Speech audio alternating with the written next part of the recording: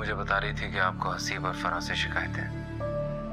मैंने हसीब से बात की है, आइंदा आपको उन दोनों से शिकायत नहीं होगी। हाँ, उसने बात की है मुझसे। और कोई भी मसला हो प्लीज अम्मा जी आप मुझे बताया करें, खुद मलिया को बताए बगैर। इस उम्र में इंसान शिकायतें नहीं करता बेटा, बस दिल का बोझ हल्का करता है। तो मुझसे कर लिया करें ना अपने दिल का बोझ हल्का। तुमसे तो और भी बहुत से बोझ हल्के करने हैं। कैसे बोझ? तुझ पे बहुत बोझ डाल दिया ना मैंने, बहुत ज्यादा कुर्बानियां ले ली। सोचना चाहिए था मुझे, फिक्र करनी चाहिए थी। बहुत ज्यादती की है मैंने तेरे साथ, आयशा के साथ और नूर के साथ। पता नहीं किसने किसके साथ ज्यादती की, पर जो भी हुआ अच्छा ही हो गया अम्मा जी। नहीं, ठीक नहीं हुआ।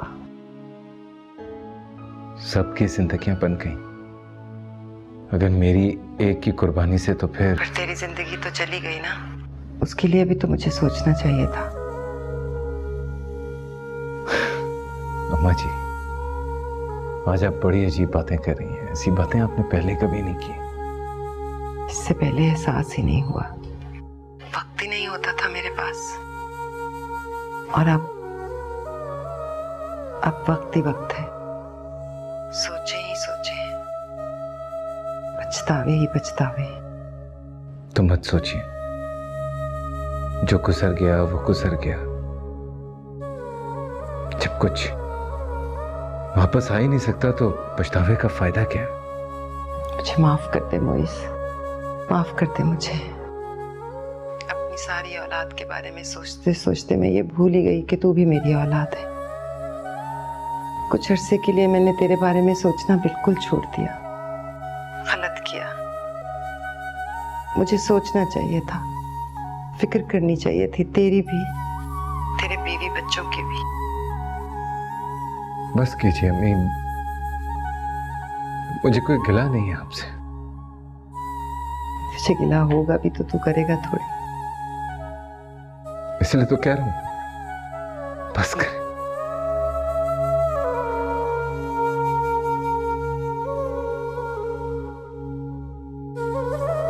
तेरी आस ते मैं जीवां, तेनू दिल दे अंदर बंद करके कदी अपना पेत न दे,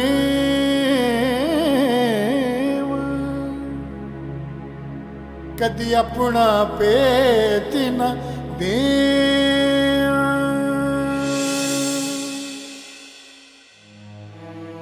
मेरी बात नहीं मान रहा था ना तू, अब सुन लिया ना अपने कानों से, अपनी बीवी के मुंह से।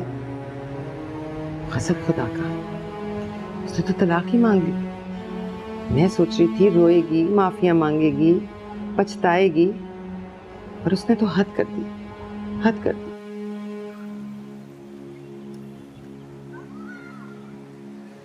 अब क्या करेगा तू? तलाक दूंगा और क्या करूंगा? तलाक दे देगा उसे? वो तो फौरन जवाद से शादी कर लेगी। कर ले, जहन्नुम में जाए दोनों, मर जाए, कोई परवाह नहीं है मुझे।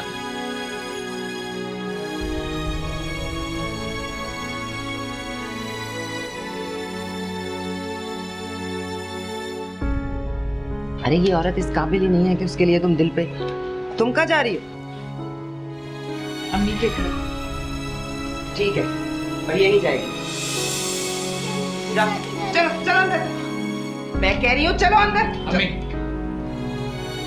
जाने दे इसे, मैं बाद में ले आता हूं। ये सब तेरा किया है, तेरी इन्हीं बातों की वजह से आज ये दिन देख रहे हैं हम लोग। अगर शुरू में ही इस औरत को 2 जूते मारे होते ना तो इसकी मजाल ना होती ऐसी हरकतें करने की। लेकिन अब तू तो इसे क्या अपनी औलाद को भी नहीं रोक सकता इस घर में। चल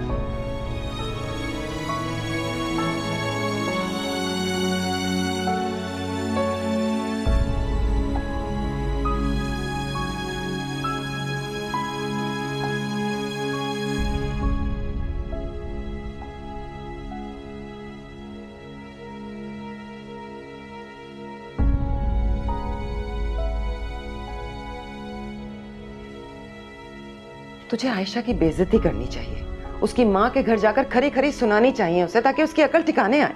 क्या होगा उससे?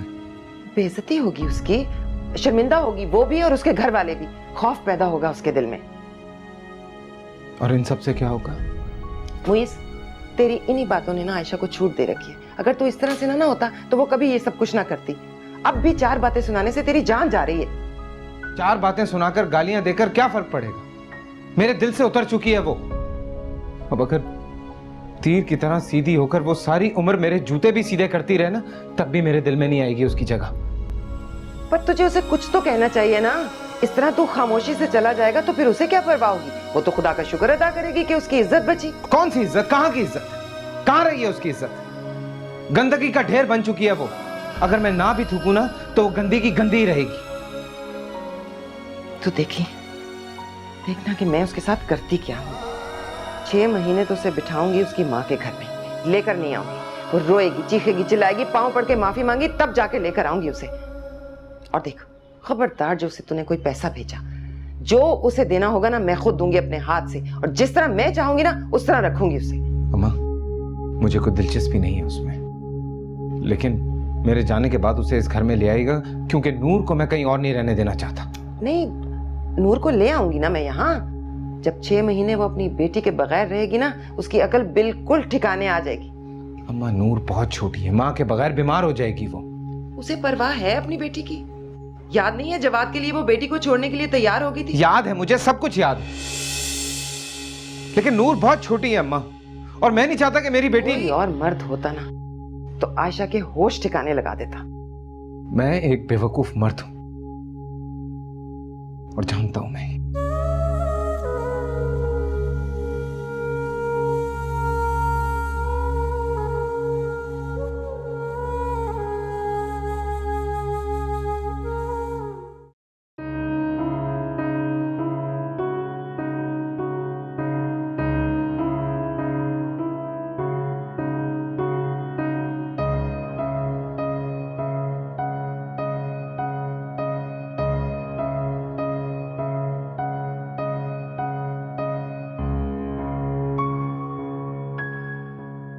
मैं कब से फोन कर रहा हूं तुम्हें, तुम फोन क्यों नहीं उठा रही हो?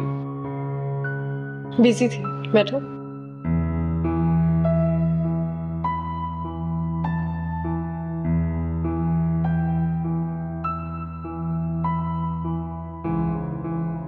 कुछ लोगे? नहीं, तुमसे मिलने आया था बस। कैसी हो? मैं तो बिल्कुल ठीक हूँ। तुम्हारी फैमिली कैसी है? कोई फैमिली नहीं है मेरी। क्यों? बीवी और बेटी फैमिली नहीं है? That woman cheated on me. वो तुम्हारा पर्सनल मैटर है। I know, मेरा पर्सनल मैटर है, लेकिन मैं तुमसे शेयर करने आया।